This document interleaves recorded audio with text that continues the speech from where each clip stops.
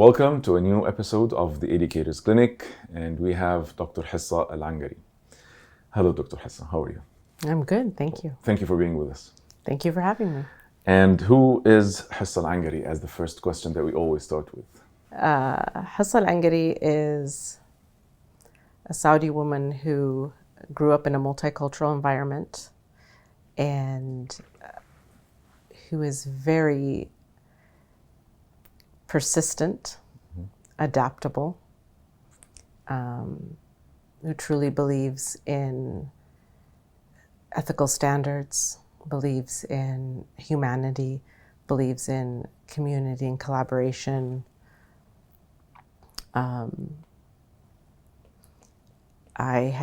grew up abroad. I spent a good portion of my K through 12 in the United States, and also during my graduate studies as well. And she is a mix of Saudi and Western skill sets and ideas. She is someone who is a mother to 3 beautiful children, a wife, a daughter to 2 very hardworking parents, and someone who is always looking towards the future, very optimistic always. And this journey, being brought up in this multifaceted culture, the West and the East, maybe you are in a very good position now to bridge the gap, if any, in education, and specifically about education. Where did it ignite the passion towards education?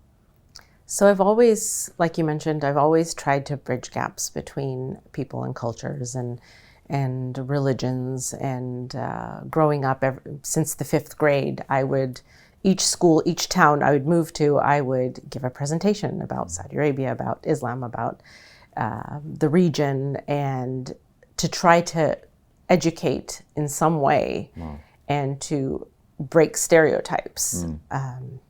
And in high school, my principal actually one time came up to me and asked me to take 3 days off of my classes and to give presentations to all social studies classes about Saudi Arabia, the region.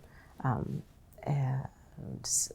it was very nice to have that kind of support, if you will, to be able to really express what is someone from Saudi Arabia like, what is the region like. And it's through education that you actually, people understand each other, people become more reluctant, or not reluctant, but people become more willing to have conversations, to sit down, to understand others. And when you don't know about something and you don't research about it, you usually have a certain mindset or a certain idea of something, and you won't change at all. Yes, that's true. I mean, we mentioned bridging the gaps. We mentioned, research in your words and open-mindedness. But does it also feel a little bit overwhelming to have this kind of responsibility of being the ambassador of your country and your culture at that early age? And was this why you felt the need to move forward with education reform? How did that happen? Well, I guess growing up, you're always proud of who you are and where you come from, right? And you always want, you'll hear some negative ideas or thoughts, and you want to clarify that. You want to make sure that people really understand what it is, what is it like to be someone from that region, break media stereotypes, if you will. This is a crucial part of education because in its essence, education is teaching people or transferring knowledge, right? And once people have or are able to get into these conversations, that kind of creates the environment. The environment and makes our job easier. Yeah, and the right ecosystem. Absolutely. I mean, the whole world now is speaking about AI and technology and its effect on this kind of flow of knowledge and transfer of understanding as well, and transfer of Yes. skills. I mean, the whole three-dimensional, educational domains. So, to what extent, because I know you're passionate about that realm as well, has the technology and the development in that such affected instructional design and affected how teachers need to be teaching, because it definitely affected how learners are learning. Absolutely, absolutely. So one of the things that some people may not comprehend is that AI has been around since the 50s or 60s, right? It's not something new.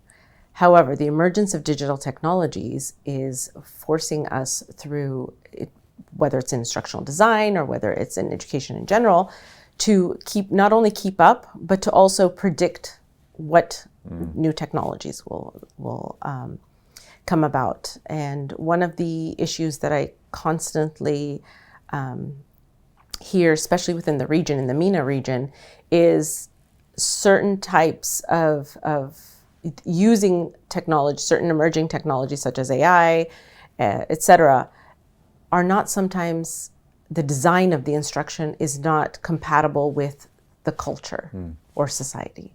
So for instance, let's say online learning, right? During COVID, when we switched online, most of the female students, most schools and most universities did not have their cameras on, which in turn affected motivation engagement.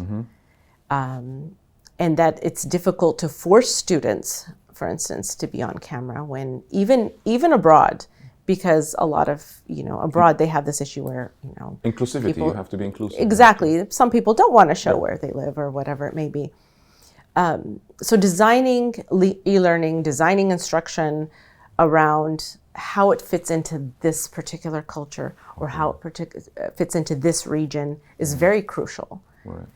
As, And you mentioned, I mean, this kind of cultural impact on instructional design, and not only the AI and the technological impact, when it comes to engaging all stakeholders in this journey, because at the end of the day, you might find people looking into just adding technology into the educational system for the sake of, the trend, for the sake of keeping up with what's going on and trying to impress rather than really do something meaningful. And again, how does that impact the ongoing drive and motivation towards learning? Should we be leaning towards what's happening, or should we be guiding what's happening as researchers in universities as well, and based on the recent research? So integrating digital technology is not just to say, oh, I use this tool or whatever it may be. There has to be a purpose. And when designing instruction, and you need to understand, first of all, what are your objectives and how is this digital technology going to serve this purpose and to as a medium of instruction, if you will, or being able to understand not only how to use the technology, what types of technology to use and when, but also to understand that we still need to be able to have instruction without digital technology. Yes. There still needs to be, how to learn cursive writing and debates, and we can use digital technology for it, but, social skills are very important. A lot of people are recognizing that newer generations that are digital natives are lacking some social skills. And my dissertation study was on parents as stakeholders in the use of digital technology in elementary classrooms. All right. And I conducted the study in Bloomington, Indiana, which the Monroe County Schools was one of the very first schools in the United States to implement the one-to-one iPad initiative. And my understanding from the parents and from the school administration was that when they first implemented one-to-one iPads for elementary students, parents were completely against it. Slowly they started accepting it, and it was a normal thing. But by the time I conducted my study, and this was in 2019, early 2019, pre-COVID, parents did not want digital technology used in their schools, or minimal use of digital technology in their elementary classrooms. They kept, the biggest concern was, I want my children to have social skills. I want my children to play. I want my children to be able to learn. They don't need to do a math worksheet on an iPad when they can just do it on a piece of paper, right? Less screen time, better for their eyesight, etc. So our job in academia is to not only research, but to bridge the gap in between research and practice. Yes. So we have all this research, we understand what it does. It's, the importance of research is just to guide your path and exactly to guide our path. Informed decisions for education institutions. Exactly. So it helps guide us in practice, like you mentioned, and it also helps with understanding, or better understanding, how and why things occur. For instance, through qualitative research, we can understand why a phenomena is occurring. We go dig deeper. We interview, or we have focus groups, or whatever it may be. Just conducting a survey is just okay. Through they the tick, right? And. But if we actually sit down and try to understand why an occurrence is happening, or why is, let's say, this particular use of particular technology tool is not working. Why? Let's understand. And that's where, again, the research and practice are very important within the ecosystem. And 100%, I totally agree.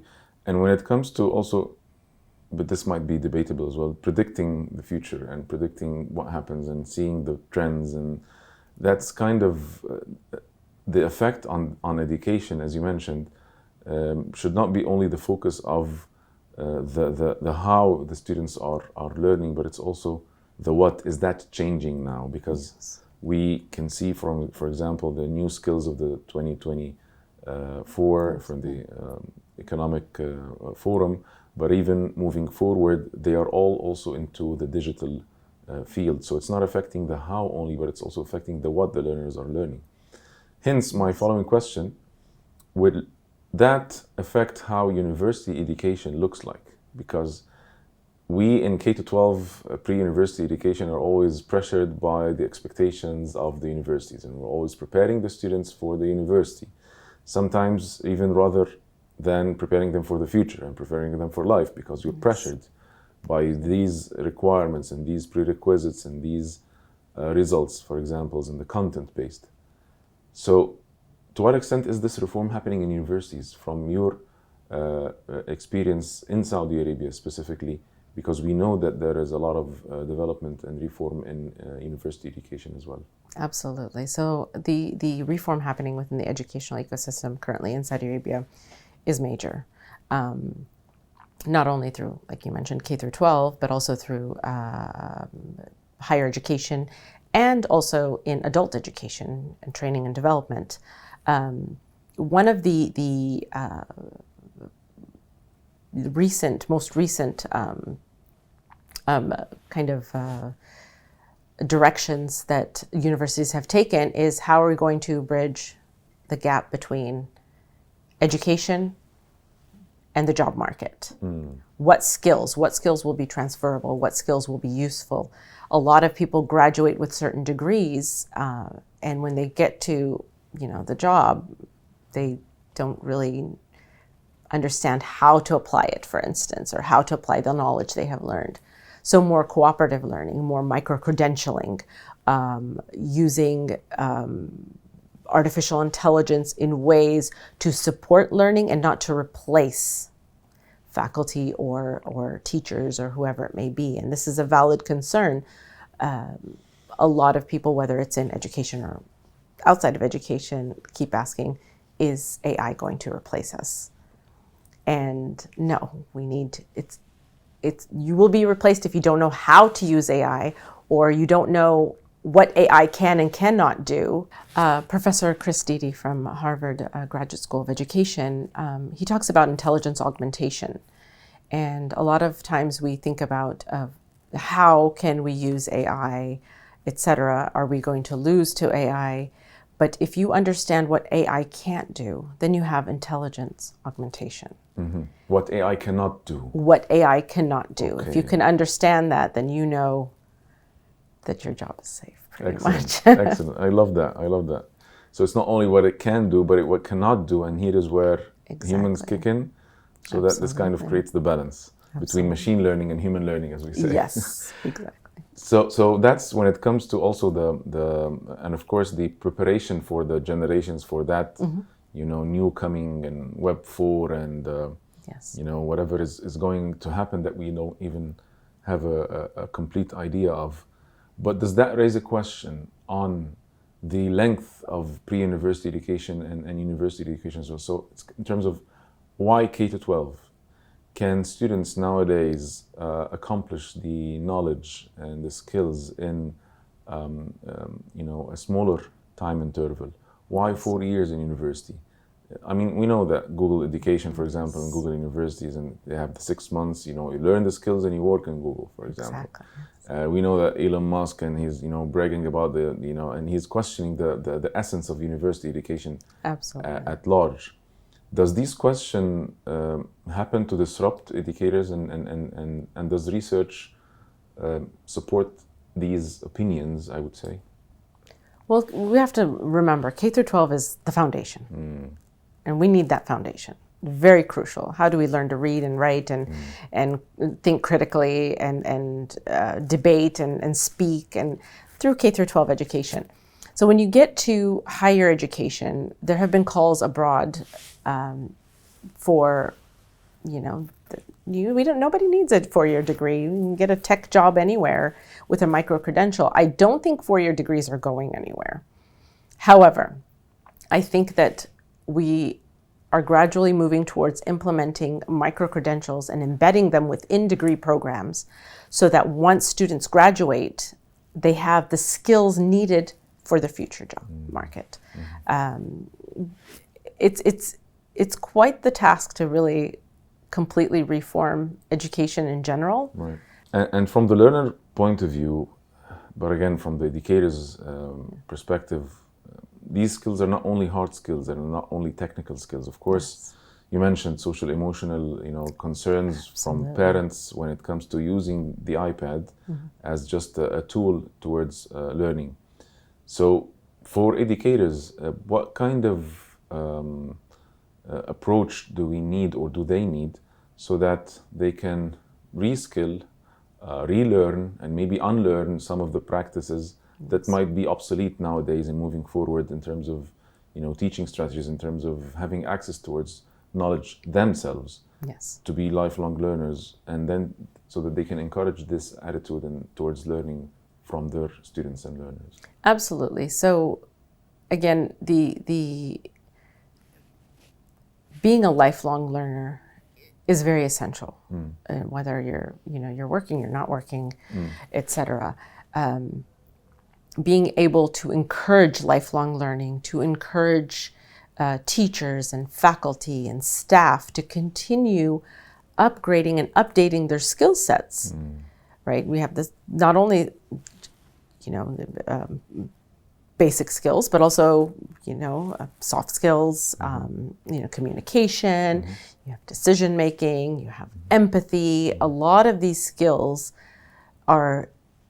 can be learned through micro-credentialing or through, degree programs, or through, micro-learning programs on the job, or they can also be taught organically through observation, through life, through interacting with people. I think one of the things that we really need to focus on is within soft skills and emotional intelligence is empathy. I think having empathy is very important, whether it's through education, as a leader, and wherever you may be working. And I think sometimes when we are so focused on the technology, we are losing that human part of us. And we don't want to lose that. We need that connection as humans. 100%. I mean, at the end of the day, it's the human capability that we are trying to grow. And this does not stop, and learning, as we were mentioning before, Absolutely. the podcast does not stop at a certain degree or at a certain age or at a certain level. It's a lifelong learning. When it comes to the efforts that the kingdom is doing to leverage the human capacity and the human capability, we understand that training is something that is really looked at and focused at, not only for the need of coping with the digital, reform that is taking place and the digital revolution, I would say, but also for the sake of leveraging up a certain skill set. And according to the Human Capability Program, the development program, there are 12 skills that the kingdom is looking forward towards, and many of which are social and emotional and empathetic skills. Absolutely. So don't we need more focus on this training programs in all institutions, and not only in educational institutions, whether it's university, whether it's a higher institute, whether it's...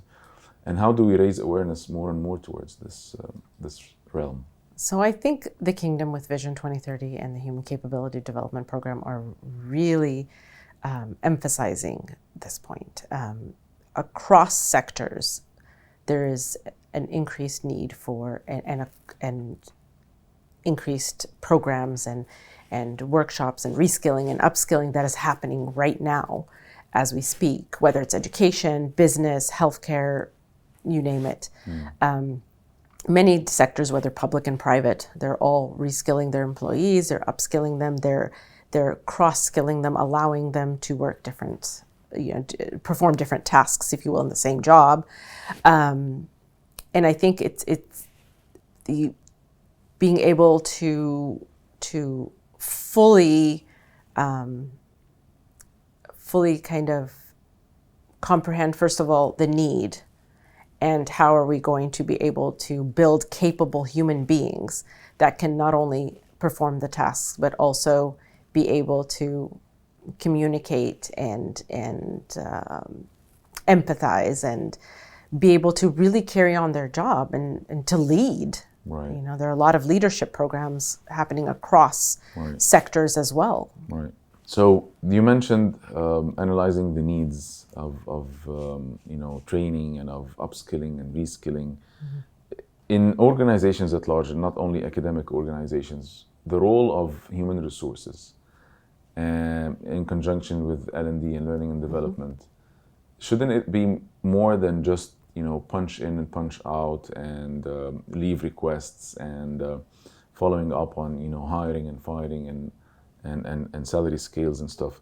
To what extent can we shed the light on the crucial, important role of human resource in an organization at large? So you said it, human resources. So, we always hear about people talking about toxic work environments or talking about, rigid managerial type of, not leadership, but more of a manager. People talking about staying stuck in a rut, if you will, not being able to move forward and keep up with the times. One of the things that, the very first thing that we do before we even design any type of instruction in any field is analysis, right? We analyze, what is the need? What do we need? What are the goals? What are the objectives? What are we hoping to accomplish, right? And then we go on to the design and development. And when you're in a workplace, you have to think also about the human performance. If your people are not performing, you need to understand why. What is happening? What is occurring? A lot of times it's just, you're not getting it done, fire this person or whatever. And I'm talking, this is global. Now it's like, what is the problem? Where is, what is it? Could it, maybe they need the upskilling, right? Or the reskilling. Maybe they don't have those skills necessary to carry out whatever task, right? So a lot of it is about it being more of an ecosystem, whether it's education, whether it's the workplace, whatever it is. There are different people, different stakeholders involved. You cannot neglect the students or the employees.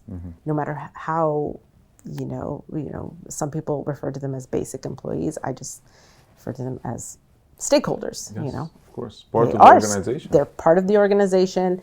It does not matter at what level. If things are not moving slowly throughout the system itself, whether it's in a private organization, public organization, school, whatever it may be, then these flaws will show eventually. And some management would like just the easy way out in terms of, just get rid of whoever is not working, other than investing time and effort in training them. And the always ongoing dilemma between a CEO and a CFO, this, famous discussion, what if you train them and they leave? That's the CFO speaking. And the CEO, so what if you don't train them and they stay? You end up having untrained and unskilled, team of workers in your organization. And what if you train them and they stay? You have been able to train people within your organization that understand how it works, and to allow them to expand their knowledge, expand their skill set, to be able to. And if they leave, then you need to ask yourself, why did they leave? Exit interviews. Exactly. Discussions. Absolutely. Is it our issue? Is it their issue? What's going on? So this kind of human relationship, I would say. It's human resources, but it's human relationship. It's still HR. So we can look at it from a different perspective. Exactly.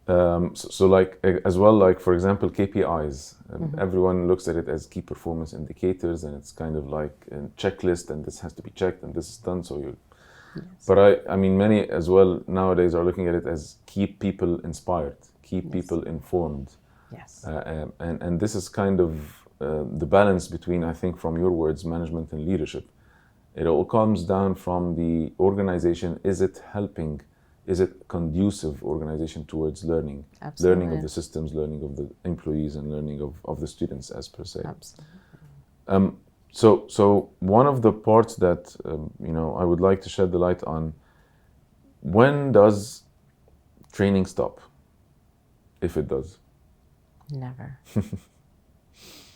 I don't think that, and as I'm speaking as a lifelong learner myself, I got my PhD, but I'm still learning. I'm still, taking courses and learning about strategy and learning about business and learning about other, AI and et cetera. So it doesn't stop. I have to keep up with the times. And, when you train your employees and then something new is coming up and something, there's new directions in business, for instance, or new directions in, for instance, digital healthcare or whatever it may be, they need to understand that. They need to be able to keep up. So, you still need to have skills. You still need to continuously improve and understand and read and read the research and be able to really understand what directions. You can't just sit in your own bubble at work and not be able to really understand what's happening around you. Right. And there's a saying as well, half knowledge is more dangerous than no knowledge, because when you start learning about something and you think that you know of it, but you don't know enough, this might give you a false sense of confidence, and this might be a barrier towards learning more about it. But when you actually do not know anything about a field, this might be more conducive towards pushing you to learn about that. So this is something that I read. What do you think about this? I think it depends on the person. Yeah. I think it depends. Some people I'll be the first to admit, if I don't know something, I don't know it. I will go, I'll research it, I'll read about it, I'll talk to people about it. But if I don't know it, I'm not going to come and profess, I know everything, and blah, blah. Some people, maybe they do. That's human nature sometimes. I think that if we think of ourselves as continuously evolving as humans, as people, as as faculty or staff or whatever our jobs are, then that's very important. You want to also lead without ego, right?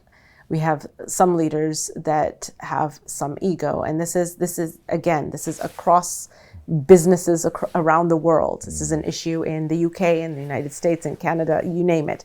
So whether it's in business, whether it's in education, you want to make sure that the whole ecosystem itself is really is working. The parts are the stakeholders are really working together Right. to make things. Right. I mean, and Reynolds' book "Ego is the Enemy" is very, spot on in that realm when it comes to. It's good to have a little bit of ego to give confidence, but then again, this confidence, even if it's not false confidence, might be again the barrier towards learning more and more about even your actual focus and area of expertise. And that's a really important part. And maybe why am I asking this question, whether training ends in life or not? It's again because that free flow of knowledge that we have nowadays with these, the social media platforms, and the difficulty of actually getting to accredit or verify this piece of information or this piece of knowledge. Focus is becoming a challenge. Yes. And so how do we focus learners to learn what they need to learn at the moment? And by learners, I mean whether, pre-university or even postgraduate learning and studies. Because as you mentioned, this pops up, I want to learn about that. So I'm going to leave what I'm learning now and then I'm going to learn about that. Then I'm going to learn 10% about this and then didn't continue learning, for example, 50 or 60% about my field. How do we balance this and keep the focus? So I'm a firm believer in learning by doing. Okay. I don't think that unless I'm actually practicing what I'm actually learning, sometimes I feel it's just not going to stick, right? So whether you're in a degree program and you learn how to conduct research or you learn how to conduct a needs analysis, whatever it may be, if you're actually doing, for instance, college degrees where they have the co-op and they have, these micro-credentialing, et cetera, you have a better, more rounded graduate that is better prepared for the workplace. Then you have the professional learning communities. Some people refer to them as communities of practice. So if you have this professional learning communities where we connect through social media, through conferences, whatever it may be, we learn. We learn from one another. We learn, I'll pick up the phone or send an email or a message to a former professor or a former classmate and say, hey, I know you're working on this type of research or program or whatever. Can you give me a little bit of insight on, this X, Y, and Z, right? I think it's very important that we learn by doing and we learn from others. And this is where the importance of having these professional learning communities. Excellent, the PLCs, 100%. And while you were mentioning, there's a difference between knowing, understanding, and doing. So by the end of the day, it's learning by doing. Yes. And I've read that Arnold Schwarzenegger once said, you would never grow muscles by just watching people in the gym. You would have to go to the gym and do the exercise yourself. So that's a very, very valid maybe explanation of how does it mean to do what you know, because many people know kind of information, but then the implementation is something else at that level of learning and training. And having the motivation, whether it's the personal motivation or the institutional motivation to really learn and understand and do and take initiative is very important.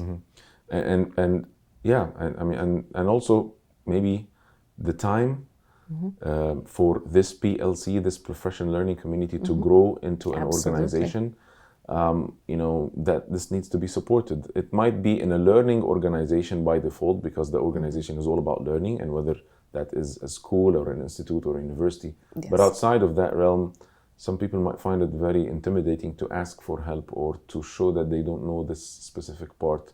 So I think if that's organizational and intentional, to create some time for this PLC to grow. Absolutely. And this is where leaders, whether, on whatever level that they're at, actually engage their employees and ask them, what, do you have any needs? Is there something that you're not understanding? Because I've seen some people where they're just like, I don't know. They're too scared to say, I don't know how to do this. Right? And they won't do it, or they might not do it at the quality that's needed. Where some other people will just come up to their boss or whoever maybe and say, so I kind of know how to do this, but there's this part that I kind of don't understand. And their boss will say, well, maybe you want to do this, this, and that. They'll give them pointers or hints, or they'll refer them to somebody who can help them. And I think it's very important. This is why we have a lot of teamwork. Right. You know, you have people with different perspectives and different skill sets that can help one another to accomplish whatever needs to be accomplished. And building on that, the skill sets, and the flip side of it, that you might have many people in the organization that they are doing some, you know, marvelous work, and for some reasons you might not know of it. They have talents that might be helpful for the job, but because we don't know much about each other in the organization, then we're not, you know, having this optimization of the capacity of each and every individual within the team. Absolutely. And I think it's one of the goals, Vision 2030 is a huge undertaking. Absolutely huge. I mean, in the past few years, the changes that we have seen and the reform in education that's happening right now has just been amazing. The Human Capability Development Program and the Human Capability Initiative have been really pushing to make sure that Saudis in general are capable, are educated, have the right skills, and are able to have the right opportunities as we move along. Right. And I think like it's many very others, important. it's upskilling and reskilling. No one Exactly. And when you talk about capacity building in general, one of the things, and I had conducted some research with the Center for Education Evaluation Policy at Indiana. That was what it used to be called at Indiana University. I think they changed the name, with Dr. John Hitchcock and Dr. Marcy Moss. One of the very important components of human capability is not just the end goal. It's also having these quick wins that keep people's motivation Excellent. to continue learning or continue accomplishing whatever they need to. Right, but also the quick wins comes along the way. It's not just a focus in itself. Exactly. Otherwise, yes, you end yes. up being manipulative. But to actually celebrate these quick wins. Right. I mean, just having something, like at let's say in higher education, just having a program, get the approval or be accredited or whatever. Oh my gosh, it's a win. Right. Right. It really pushes us forward. Recognition. Absolutely. Moving forward, just a step on the way. Absolutely, yes. 100%. Dr. Husa, to wrap up our beautiful discussion, what is an advice that you would give to educators and trainers at large? Because we mentioned that learning is a lifelong learning journey. Absolutely. And it ends just by leaving life. Yes. So what is a message that you would like to leave for educators nowadays, and especially in Saudi Arabia? Always look towards the future. Don't be, too shy to ask for help when you need it. Learn from your community, whether it's other teachers, whether it's, outside your school, within your school institution, whatever it may be. And continue working on yourself as well. And make sure that empathy and integrity is in your work. Ethics is always present within whatever you do. 100%. Empathy and ethics. Well, Dr. Husa, thank you so much for being with us, and thank you for this discussion. Thank you for having me. It was a pleasure. Thank you. Thank you so much. And this was the Educators Clinic. Thank you for listening.